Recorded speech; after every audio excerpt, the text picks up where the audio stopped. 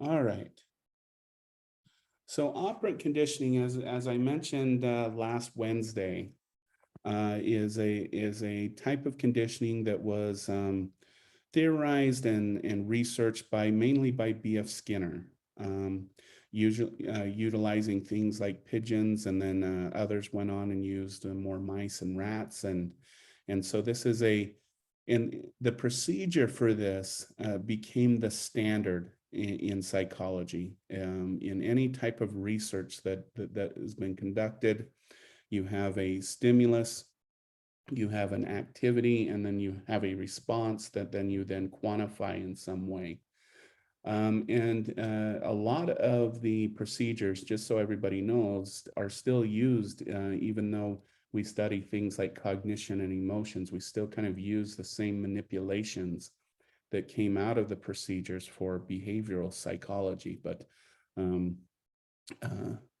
just for those who are planning on going into psychology, the basics of operant conditioning, and it should look pretty familiar to everyone, is that we have an event, or what we would call a stimulus in terminology. So we have some event that occurs that results in some response to the organism. Okay. And if the response is reinforced in some way, this theoretically increases the probability of the behavior in the future. If it's punished, if it's punished, if it's punished, that means that it reduces the probability of behavior. And this is probably where students have the hardest time with reinforcement, is not thinking of these as emotional, positive, negative, and punishment necessarily isn't punitive. Okay. So it's important to note that whenever we talk about reinforcement or punishment, and we use the term positive, that means that we're adding something to the situation to either increase or decrease that behavior. When we use the term negative, that means we're taking away something from the situation that either increases or decreases behavior. Okay, so let me give some examples of this. So we can look at positive reinforcement and negative reinforcement. Again, both of these, reinforcement is about increasing the probability that we'll do that behavior again sometime in the future. Okay. So for example, you turn in your homework on time, your teacher praises you for your poor performance, you're more likely to increase your homework, increasingly turn in your homework on time in the future. Okay. You wax your skis. I don't know how much this applies here, but you ski faster, and so you're more likely to wax your skis in the future. Okay. Now, negative reinforcement doesn't mean anything punitive. Okay. So for example, you turn your homework in on time.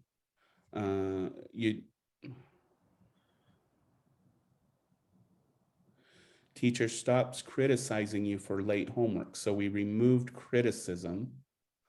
You increase turning in your homework on time. Okay. You wax your skis. People stop zooming by you on the slope. You'll wax your skis in the future. So probably another good one, you randomly press a button on the dashboard of your friend's car and some annoying song shuts off. That becomes reinforcing. So you deliberately press it again the next time you hear that annoying song. So again, positive, negative is not an emotional valence. It's positive is we're adding something. So we're adding praise. Negative is that we're taking something away. The teacher stops criticizing. Okay. Probably, and then when we deal with punishment, okay,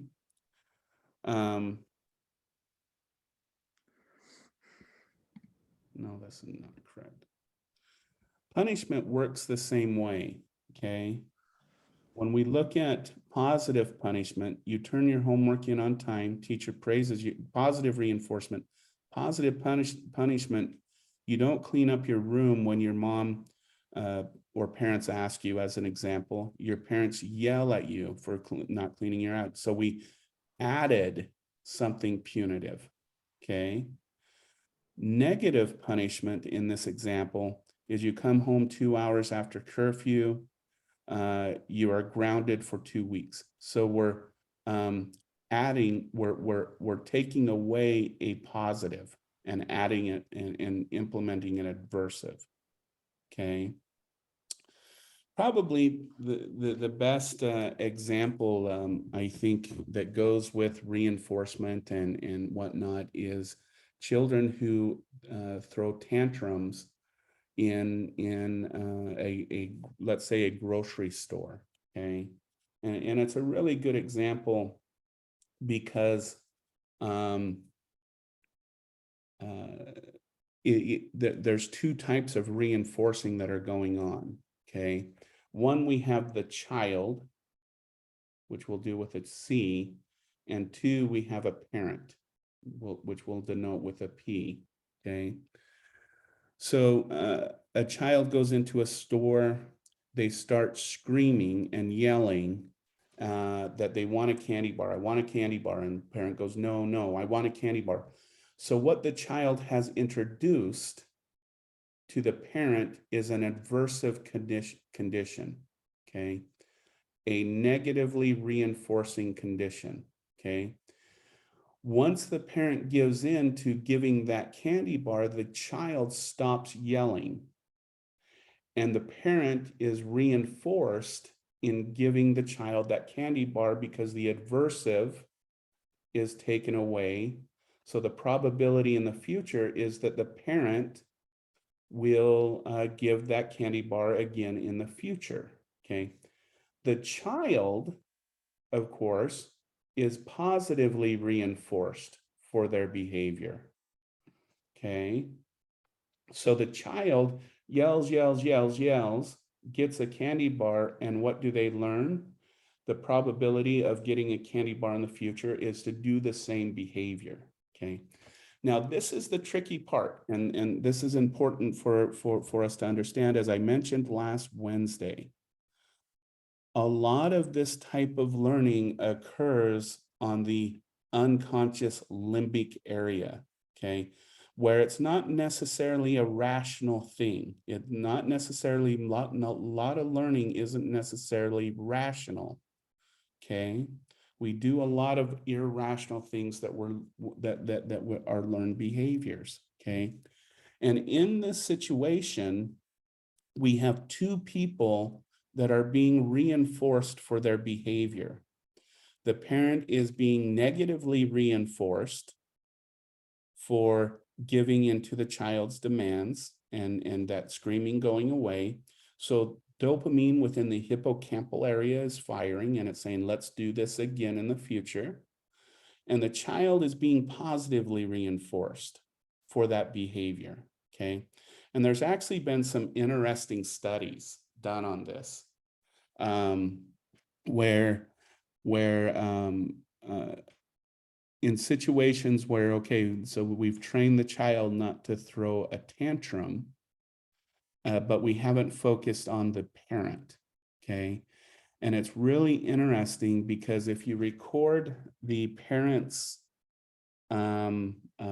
shopping behavior, okay, is when the child is not throwing a fit, the parent goes down the candy aisle about 4 to 5 times more than when the parent is shopping alone, okay?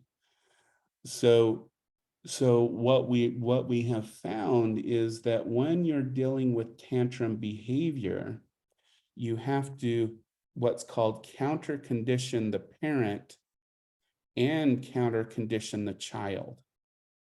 Okay, because I know that on our cognitive rational level, the parents go, I don't do anything wrong, blah, blah, blah, blah. But we see very deliberate and unconscious behaviors that try to promote that tantruming behavior when it's not present. So that's kind of an interesting thing that we found working with children who throw tantrums. We also note that this is a learned behavior because, you know, a lot of parents will report, why doesn't my child throw fits when grandma and grandpa take them shopping? Or why do my kids throw fit at Fry's but not Circle K? And this is an example of the combination of classical conditioning with operant conditioning, because what's classically being conditioned in this condition is the setting and the person. Okay, so that's how they kind of combined. All right.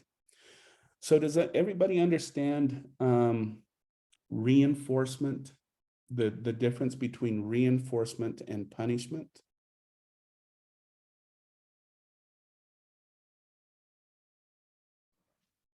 And you can just put it in the chat or just unmic yourself real quick. Just want to make sure. Okay. All right. Okay, thank you. Okay. Now, I do want to emphasize again, and this is really important, because even when students tell me they understand it, on tests and everything, it gets mixed up, okay? The term positive and the term negative have nothing to do with harm. They have nothing to do with emotions, giving a positive emotion versus a negative emotion. Okay. And so just please keep this in mind. Whenever we're talking about positive reinforcement or positive punishment, we're adding something to the condition that either increases or decreases a probability of a behavior. When we say negative reinforcement or negative punishment, it means that we're either adding positive punishment, we're adding negative, we're taking away something. So in negative reinforcement, we're taking away a condition that will increase a behavior, such as the tantrum example, the child throwing a tantrum, and then the parent gives candy, which is the behavior of the parent.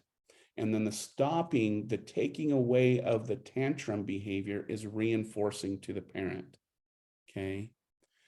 In negative punishment, usually we're taking away something positive from the child. So for example, an example of negative punishment is getting grounded for 2 weeks, or getting your Nintendo taken away, or something that is removed, something positive that is removed. Okay. Because that tends to be the two biggest things that students get mixed up. So again, positive is adding, negative is taking away. Reinforcement is that you're going to increase a behavior. Punishment does not necessarily mean spanking or something like that, even though it might. But punishment means that we're going to decrease a behavior in the future. Okay. On the note of reinforcement and punishment, in your assignment, it says to pick the appropriate reinforcement, or the appropriate, if you're going to decrease a behavior, an appropriate punishment. Okay. What is meant by that is that the reinforcer or the punishment has to be equal to the behavior. Okay. And what I mean by that is, probably a good example of that is physical punishment of children. So that's a positive punishment. Child does something wrong, parent spanks the child. Okay. When and when not will that work theoretically? Okay. And this isn't about agree or disagree with physical punishment. It's about, when does spanking actually work? Okay. Well, spanking actually works only when the child has committed a behavior equal to physical punishment. Okay. If it's not, the child isn't learning anything. They're probably just learning to fear their parent, rather than eliminating that behavior, because what we see in children when a behavior is over punished, they continue to do that behavior. They just don't do it in front of their parent. Okay. So an example of spanking, as an example, spanking should be reserved for when a child physically acts out towards themselves or another child, because the punishment would be congruent with the action. Okay. Now, as a psychologist, I don't advocate for physical punishment. I'm going to put that out there. It's just an example. Okay.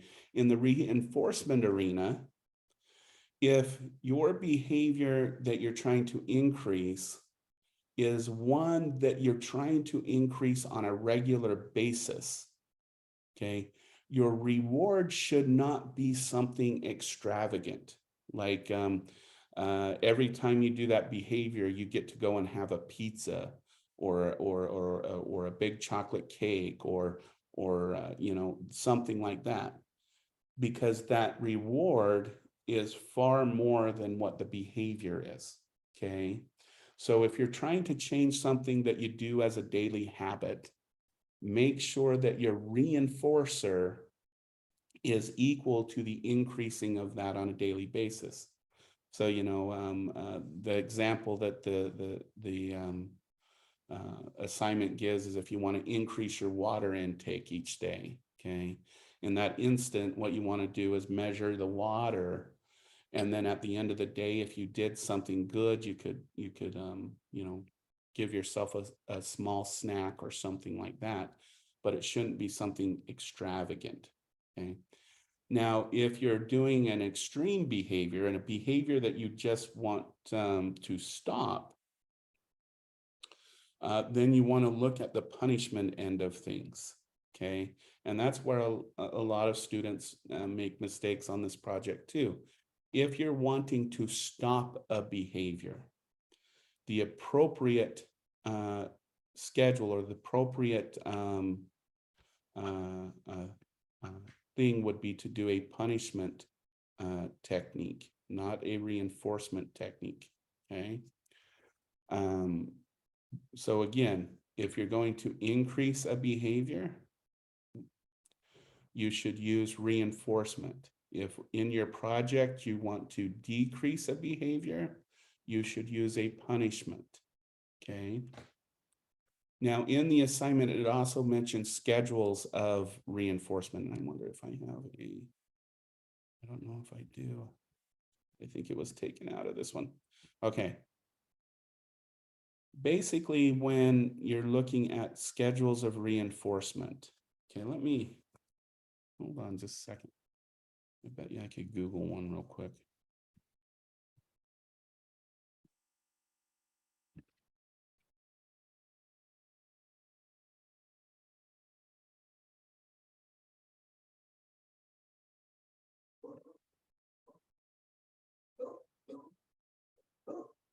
Here we go.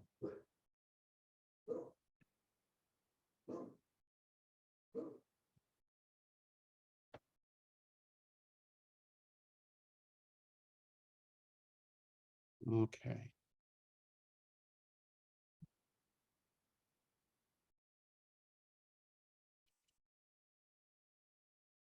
Put it right here. Sorry, everyone. Let me just fix this really quick.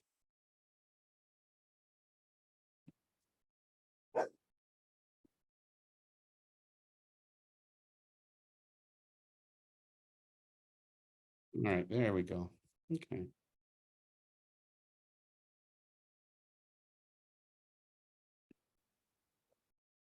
All right, so this is what we call a schedule of reinforcement. And there's 4 basic types of schedules of reinforcement. One is based on a ratio. Okay. One is based, so ratio is the number of times you do an action and it's rewarded. Variable intervals are based on time. Okay. So for example, a fixed ratio is that you get a reinforcer every time you commit that behavior. Okay. All right. A variable ratio is that when you get rewarded, for example, or punished, is based on kind of a variability. Okay. So for example, in this case, this person got rewarded every 2 times, then every 1 time, and then 3 times. And so it's variable. Okay. So again, fixed ratio schedule is you get a reward after each time you do the behavior. Variable ratio is that you get a reward randomly. It's not fixed. So if you're going to do a variable ratio thing is you can get what's called a random number generator, and I would set it from like 0 to 5 and just set up your schedule on random numbers. Okay. So one time you can get it after once, another time 3 times, another time 4 times. So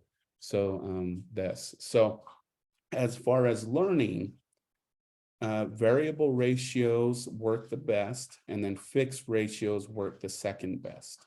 Okay. When it comes to fixed or variable intervals, this is based on time. Fixed intervals is when you get, for example, a paycheck. So let's say you're paid bi-weekly. This is called a fixed variable reinforcement. So it means that for example, every 2 weeks you get a paycheck. Okay. And the interesting thing is, when we measure paychecks as rewards, you can see that it's scallop shaped, meaning that we get a reward, our performance stays low just before we get that paycheck again, and then our performance slows off, and then just before we get that paycheck, we get it again. We increase our performance. Okay. So what a fixed interval thing does is it creates this scallop shape where performance is waned at first and then increased just before we know we're going to get the reward. A variable interval is when we set it on a time. So if it's a day thing, it's either every hour, 2 hours, 3 hours, and we randomize that. And then that's how the variable interval works, kind of like the variable ratios. So this is what's called the schedules of reinforcement. Okay, does anybody have any questions on this? Because this is one of the things you need to identify in your project.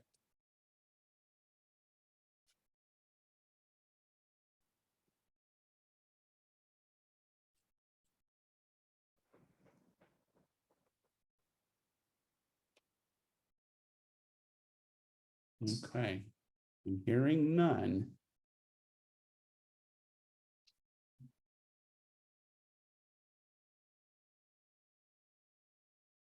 Okay, Jordan, and it is kind of difficult to understand. The thing that I would think about is ratio is based on the numbers of times something is performed. So for example, what if, so if I wanted to, let me think. Let's go with the example of drinking more water each day. So at the end of the day, I measure how much water I drank, and if I made my drinking goal, I'll give myself a piece of candy. Okay. And I do that every day. So that's a fixed ratio. Okay. On a variable ratio, I measure it every day, but maybe I only reward myself every 3 days or every 4 days when I meet that goal. Okay. A variable interval, okay, is I only get a reward every 3 days if I've met my goals for those days. Okay. So this one is based on time. This one is based on the number of times I commit a behavior. Okay. A variable interval is maybe I get a reward every 3 days, every 4 days, every 5 days, and so on, okay? So ratio is dependent upon me doing the behavior. Intervals have to do with time. I get a reward at certain times. Does that make sense, Jordan?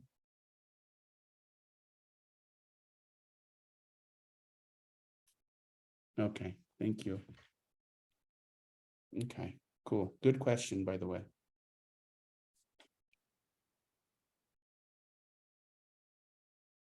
Benjamin, so you could argue that on the on these scales that yes, so the intervals that you don't, for example, you get the scallop shape in performance for intervals and it's less effective. Okay.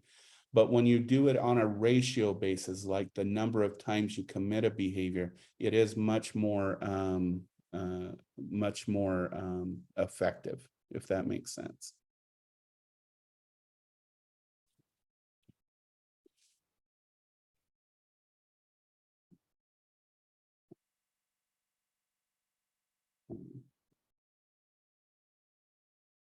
All right. Okay. So again, just to review, because I want to make sure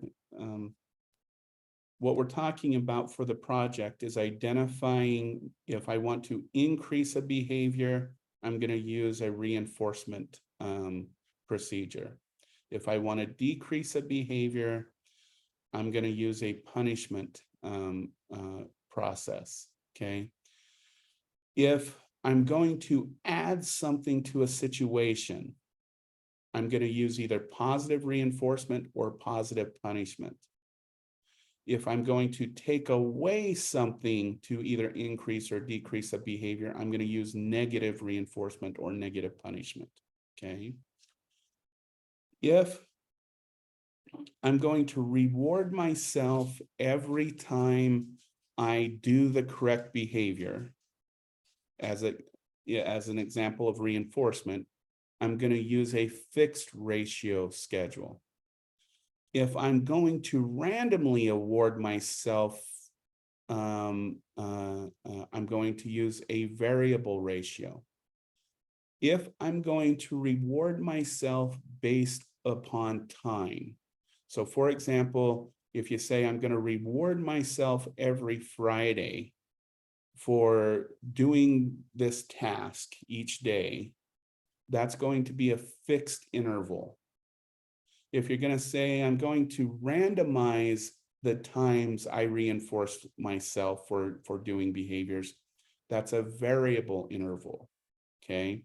So those are the two things you need to identify in your project for this week. Okay. All right. All right.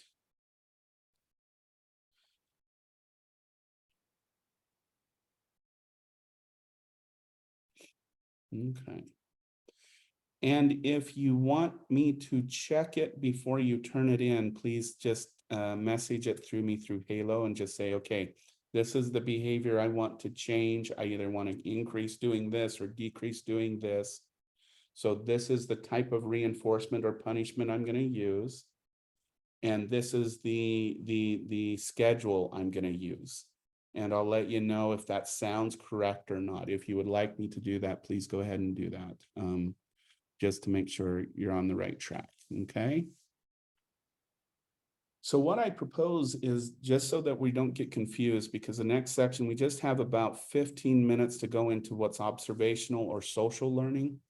But I'd kind of like to save that for Friday so that you can think about your project that is due this Sunday based upon what we talked about today and what you've read in your textbooks and whatnot. So what I'm going to propose, if it's okay for today, is let's go ahead and end class today. And then for the next hour, you can work on your project and you can do the quiz. I just changed as I said earlier, thank you for letting me know. I changed the permissions on the quiz. So you should be able to access it just fine now. And then Friday, we'll pick up with social learning and we'll end with talking about a few motivational theories. Does that sound all right to everybody? Okay, thank you, Jacob. Thank you, Alexis. Okay, everybody. All right. So the word count. Yeah, that's correct, Jordan. So the project shouldn't be very time consuming. So it's a pretty straightforward. It's just the biggest, like I said, the biggest mistake I think a lot of students make with that is getting the right type of reinforcement punishment and the right schedule. So, okay. All right, everyone, have a wonderful day, and we will see you all on Friday. And again, if you want me to take a look at your projects and your ideas, let me know, okay?